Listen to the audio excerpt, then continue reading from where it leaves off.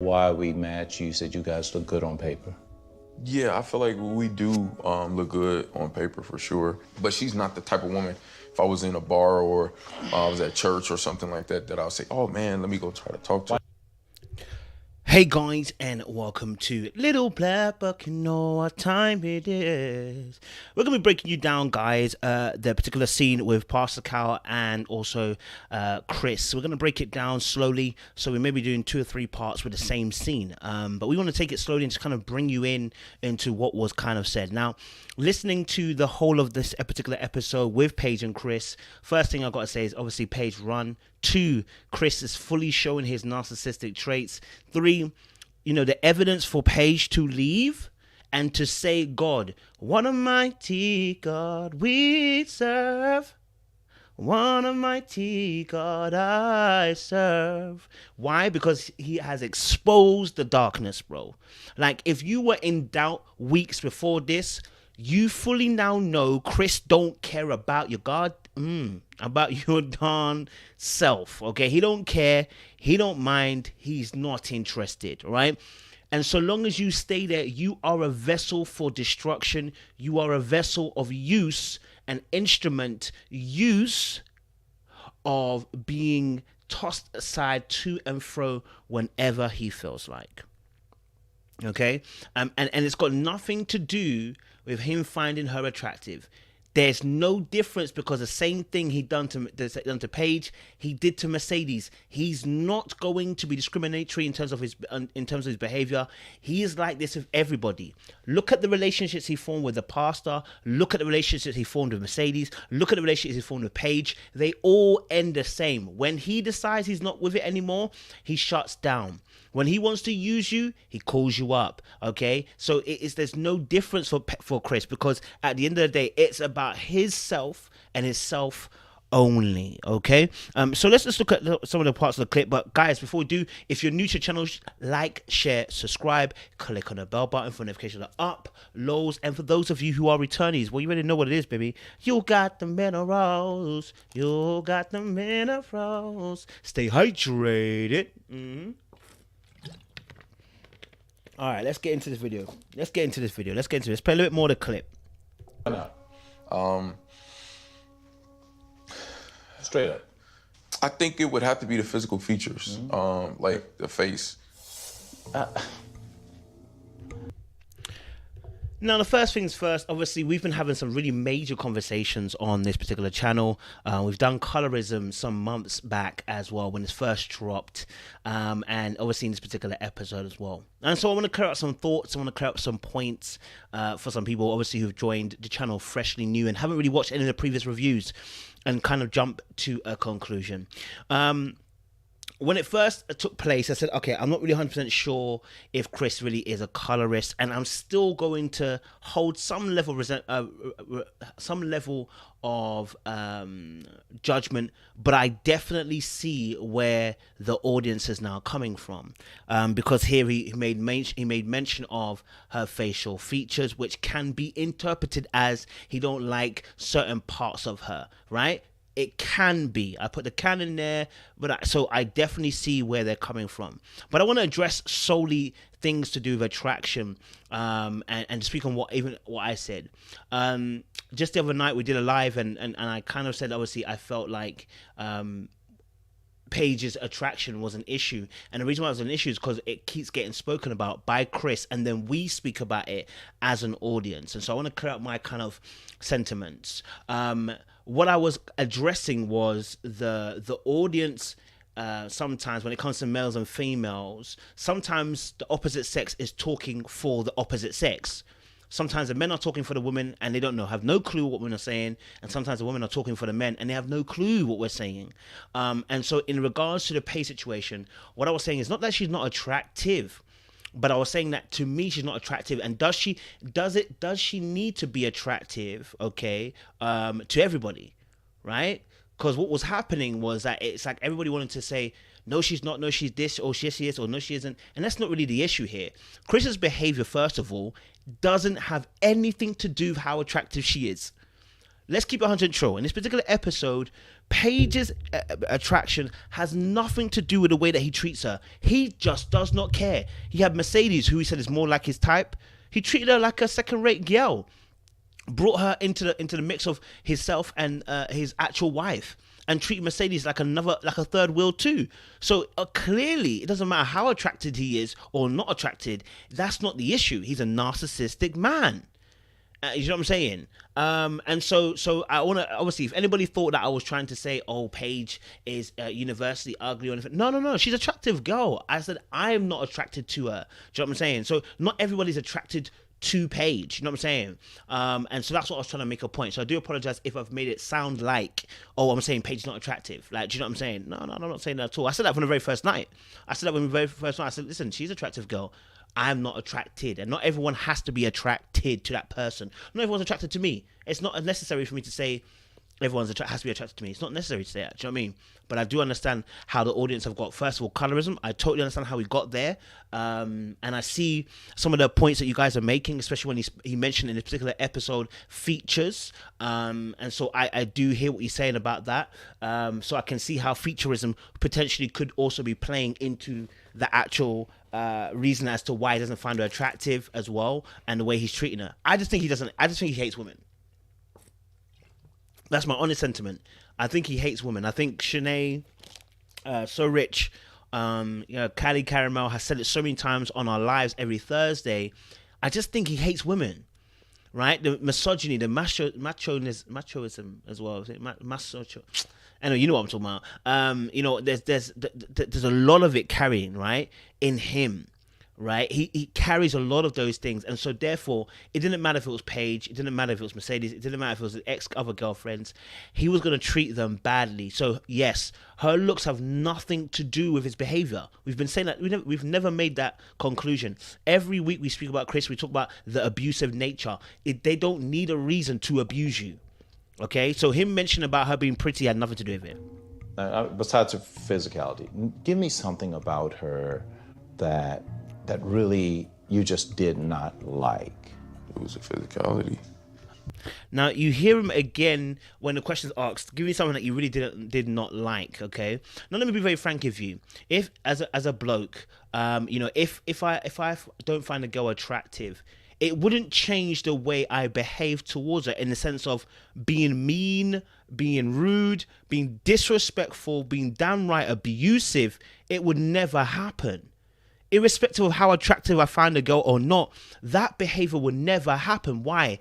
Common decency. He doesn't have any. When you're dealing with narcissistic men and women, they don't have any decency for any human being.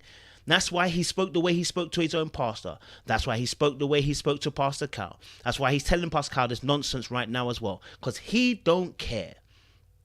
Paige could have been the exotic girl, the light-skinned girl, the white girl, could have been the baddest bee in the land, and he would still behave the way he's behaving. Because at the end of the day, when narcissism kicks in, it's all about me, not about you. It's all about me, right? Let's play a little bit more. It was just a physical. Yeah, I wasn't attracted to the face. And I'm not being disrespectful here. He really is being disrespectful, and that's the whole point. He doesn't. And what's scary is that as you're seeing on the screen, you're seeing there's no self-awareness in terms of the way he's behaving towards his wife. Like we've seen some bad people on the show previously, but we've never seen this level, right? Like we saw how Zach and Mindy, the issue was when he didn't find Mindy attractive. Okay. When he didn't find Mindy attractive, he too suffered. He tried to lie it at the beginning, and in the end, we saw how the behavior, when it wasn't attracted, how it caused them to move apart. Here's the truth. Men find it very difficult, and I think this is where men and women need to have a really good conversation. Men and women have it completely different when it comes to attraction and how we operate. A lot of men, when they don't find a girl attractive, find it very difficult to continue the journey. Very difficult. Whereas women tend to make concessions when they find a person attractive and may try to work it out. But for a lot of men, they wouldn't. And that's why you saw from even the last 2 seasons with Zach and Mindy, how he behaved. He's got problems as well. But, you know, the refusal to kind of press forward is something that men oftentimes wouldn't go forward with. And it's obviously, again, the way Chris has behaved, again, like I said, I want to make the mention again, there is no excuse for the behavior. There is, I don't like you, and there is, I'm going to abuse you. There's a complete difference. The whole sleeping with her, and then telling her he doesn't like her, doesn't find her attractive, and then them sleeping together for the next few weeks, and then obviously buying, the Mercedes situation, buying a car for Mercedes, and then obviously as well looking at a situation where it comes to, bringing Mercedes to meet your girl, and then all this kind of stuff, the up and the down. I've been saying it all every week. We say this every single week. He puts her into a traumatic bond every single week. He never lets her rest. He puts her in cycles of happiness, and then drags her down to the bottom of hell. Happiness drags her down to the bottom of hell. Just as he seems to be stabilizing, drag her back down to the bottom of hell. That's how he operates. That's how he works. We saw it last week, how he flipped the script on Paige as well. Or was it last week? Last 2 weeks ago when they were talking, and she was mentioning about having communication, and we saw how he flipped the script on her about, you didn't pick up my phone call 6-7 times, and flipped it onto Paige. The whole reason why he flipped it onto Paige is really because, again, he doesn't want to take no accountability for his behavior. They have to flip the script onto you to make you the blame. That's how it works. That's how they move. Let's play a little bit more. But there's so many beautiful, Black queens, white queens, Hispanic queens here in the city of Atlanta, and I just feel like it should. Now, before we go further, obviously, again, he mentions obviously there's so many. So inadvertently, what he's saying right now is that that Paige is not a good-looking woman, right?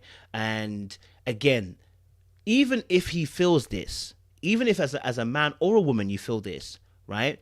The way he's delivering it tells me there's an intent to kill. Right? The way he's delivering it tells me there's an intent to kill. Right? Listen, if you don't find me attractive, right? You don't have to go out your way to tell me I don't find you attractive. You don't have to go out your way. You don't have to go out your way, right?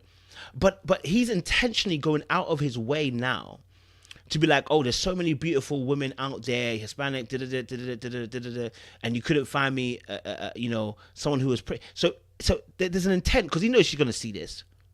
And also the way he's talking is reckless, it's loose, and the way he's also expressing how he feels shows that there is no remorse, no guilt, there is no sentiment of actually, I'm actually being rude here. I'm actually crushing somebody here. Nobody who's a sensible person who cares about people's emotions and feelings does this. The lack of empathy is why we're saying that there's narcissistic vibes coming from Chris. Let me see how Drake, I see my lip is getting a bit dry. Again, I want to mention, it's got nothing to do with her looks. The looks have nothing to do with why Chris is behaving the way he's behaving. He's behaving the way he's behaving because it's his style of behavior. He's failed to be in any successful engagement so far. This is the first one that he's gone through in marriage, but it's because it's a married by first sight. He's failed. It'd be hard to find somebody because I'm not that picky. But no, Chris, but you're not that picky. Y'all, out of all the millions of women here, y'all picked the one that was just like. Now, see that again, right? Just when he said that before, he said, obviously, look where the blame is coming to now at this moment. He's shifting the blame, okay, now to production, Pastor Cal, and also, the team, and saying, you guys could have picked someone else, and I'm not very picky, but brother, at the end of the day, big man, listen, it's not even about the fact that you could have picked a better person, right? Because the way you're behaving right now is showing us that there's disrespect. You're showing the disrespect. And then remember, don't forget, it wasn't long ago you were sitting at a dinner table, and when she was saying she would leave, you were saying, okay, well, do you know what? I would chase you if you were to go. I would chase you if you were going to go. So don't pretend as if this is because she's not attractive. Don't pretend and hide behind that veil of she's not good looking. That is not why you're doing what you're doing. That's not why. It's got nothing to do with the fact that it's got nothing to do with that, big man. It's got everything to do with the fact that you want to hurt this woman. This is why it's scary. This is why it's scary. Someone has the intention to break you. Do you see what I'm saying? Look, I've suffered things in school, man. Listen, I've suffered things in school. Like when I was younger, listen, I remember you guys have watched my videos. I put it on YouTube. I put everything on YouTube. Where they put on things saying, obviously, Coach, I remember in school they said, Coach, you're a 2. I was like, bruv, man's a 2, you know. Mad. But it's not like they went out of their way to do me dirty. They were having a conversation and I stumbled upon the conversation. Do you understand? Right? The person didn't go out of their way to come and tell me, Coach, I want to let you know, you're a 2, you know. No, they didn't do that. It's malicious intent. Like, you don't do that unless you're trying to hurt the person. And when you're trying to, and when you have intent to hurt people, you are a dangerous person, right? And you do that because there's a sense of power that comes from that. You know, there's a sense of validation for you when you're able to put somebody else down so that you're elevated. That's scary. Do you feel what I'm saying? That's scary. No, I'm not going to take that. No, that is not true. That is so not true. It's just not. It's just not. And the way he's laughing and, you know, and even watch his body language, the mere fact that he was even laid back like this the whole entire time should let you know that, listen, there is no respect there, number one. Number two, he's enjoying this process. Look, the moment that Pascal said, no, he started laughing. Does that look like somebody who generally is like saying, look, do you know what? I don't necessarily find her attractive? That's not where his head is at, bruv. This is fun and games. This is TV moment. This is my moment to shine. I'm going to show you that I'm an evil character. I'm going to show you I'm the top boss. I'm going to show you I'm a great villain. That's what he's showing you right now, right? And that's concerning. That's mad concerning, right? That he's having a laugh and a joke. And even when Pascal's like, no, you know, he laughs and jokes some more. Like, let's watch a little bit more. Look. Talk about for what I like and look, because it's my wife. When I talked to you, I asked you. You remember we had this conversation? Yeah, I said I was open. So then, what are we supposed to do? See, so now they've said, obviously on the application we've said, listen, you said you're open, and now it gets to a point where now they're flipping it back onto Chris. How is Chris going to react? When they flip the responsibility back onto Chris in this moment, how is he going to react? Because that's going to tell you what kind of manner of man he really is. What manner of man is Chris? Let's find out. You guys are responsible. It shouldn't be that difficult to find somebody that I should be, even if you wanted somebody to be a power couple. Do you notice that? See how he did it? Immediately as they asked him responsibility, what did he do? He threw the shackles off like Mary and threw them back at Pastor Chris and said, hey, no. It's got nothing to do with me, but it's a you thing. You had the responsibility of, and that's what classic narcissists do. They will always remove the shackles of responsibility in a way to throw it back at you. They will show you how you are to blame and how you are at fault. And the reason they have to do that is so that they get, number one, they get away scot-free. Number two, also as well, like I said, it gets a person confused because remember, you're gaslighting that person now, yeah? And also, again, like I said, it's a validation. It's a power move. It's what these guys be doing or girls be doing who are narcissists. We saw this with Latoya Forever as well. Gaslighting is one of their favorite things to do. When they don't want to take responsibility, they will gaslight the situation and say, hey, etc., etc. It's literally the thing that they love doing.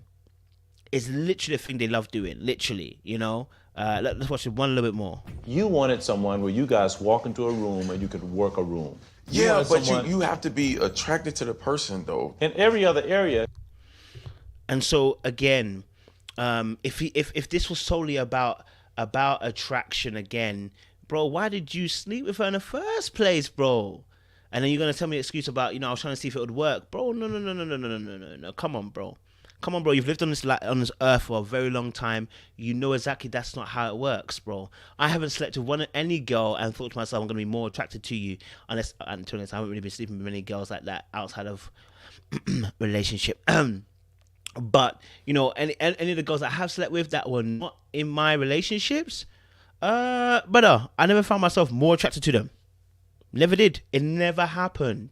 Okay, you've slept with women before, I'm sure, Chris. You know that this does not happen. You do not become more attracted to them after sleeping with them. Truth of the matter is, you just hate women, bro. And that's a hard statement to say, because to hear somebody hate a specific gender or whatever, you know, it's hard to hear that. This brother hates women, bruh. Ladies and gentlemen, please don't date guys like this.